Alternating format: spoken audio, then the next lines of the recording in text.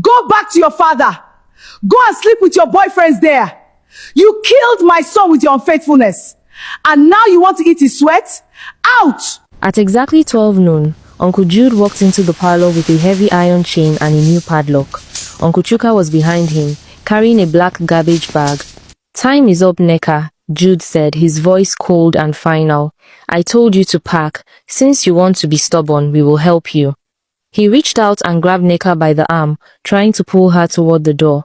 Nneka dug her legs into the rug, her fingers locking around the pillar of the dining area. "Don't touch me," she screamed. "This is my husband's house. You are thieves." "It is our brother's house," Chuka shouted back, beginning to throw the children's school books into the garbage bag. "You have no will, you have no right. Our tradition says you are nothing." Mama Chioma stood by the door, pointing her finger at Nneka's bald head. "Go back to your father. Go and sleep with your boyfriends there. You killed my son with your unfaithfulness, and now you want to eat his sweat? Out!" The children were wailing, clutching Nneka's white lace wrapper as Jude dragged her toward the porch.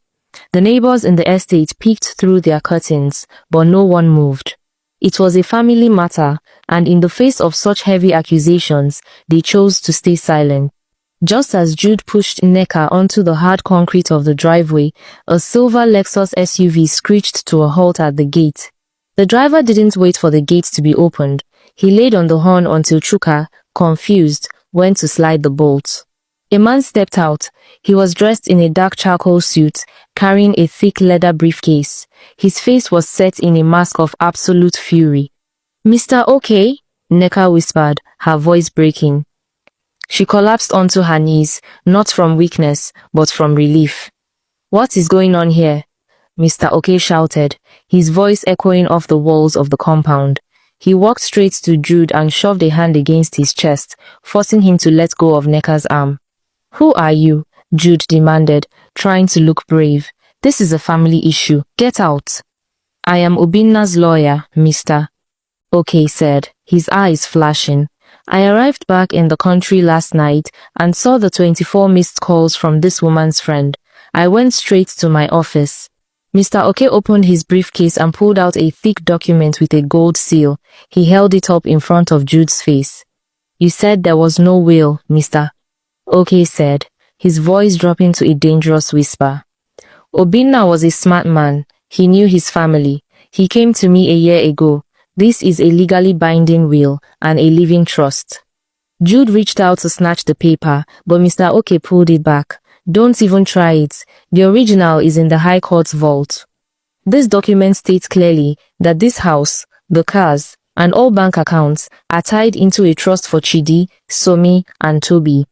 And Nneka, his wife, is the sole administrator and guardian until the last child turns 21. Mama Chioma stepped forward, her voice shaking. "It is a lie. Nneka must have slept with you to cook this paper. My son would never shut his own mother out." "Actually, Mama," Mr. OK said, turning to her, "he left you a monthly allowance of 50,000 naira, provided you remain in the village and do not interfere with his wife. If you cause her any trouble, the allowance is cancelled immediately." Jude and Chuka looked at each other. The greed in their eyes was replaced by a sudden, sharp fear. The law was a wall they could not climb. "We will challenge it in court," Jude blustered, though his hands were shaking. "She killed him, the tradition says." "The tradition does not override the Constitution of Nigeria, Jude," Mr. OK interrupted.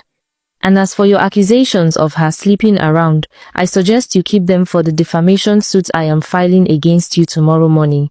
Now, get your bags and get out of this compound." Nneka stood up. She wiped the dust from her white lace.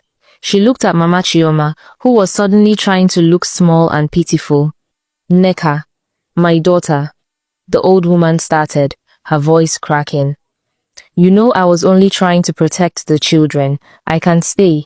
I can help you with them while you mourn." Nneka looked at the woman who had called her a murderer and a harlot. She looked at the men who had tried to starve her children. "Brother Jude, Brother Chuka," Nneka said, her voice calm and cold, "pack the suitcases you brought. Mama, take your tea and your rags. If any of you are still inside this gate in 10 minutes, I will let the lawyer call the police for armed robbery. 10 minutes later, the gate clicked shut. The house was quiet. The heavy, suffocating cloud of the last few weeks had finally lifted. Nneka sat on the sofa, her sofa, and pulled her children into her lap. Chidi looked up at her, his eyes wide. Are they coming back, mommy? No, my son, Nneka said, kissing the top of his head. They are never coming back. Ify arrived shortly after, crying and hugging Nneka. They spent the evening moving the furniture back to its rightful place. Months later, Nneka won the final court case. The judge threw out every accusation the in-laws tried to bring.